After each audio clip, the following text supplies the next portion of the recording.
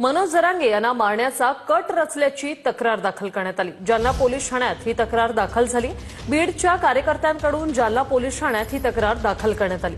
जरांगेंना जीवे मारण्याची धमकी आणि कट रचण्यात आल्याची ही तक्रार आहे। पोलिसांनी दोघांना ताब्यात घेतलं असून चौकशी सध्या सुरू आहे। अशोक काळकुटे आमचे प्रतिनिधी आपल्यासोबत थेट जोडलेले आहेत। अशोक, काय सविस्तर माहिती?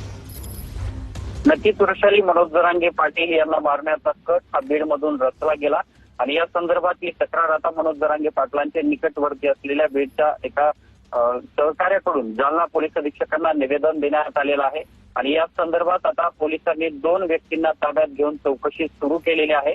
बीडमध्ये या संदर्भात बैठका झाल्याची देखील माहिती आहे आणि या अनुषंगाने आता जालना पोलिसांकडून तपास सुरू करण्यात आलेला आहे।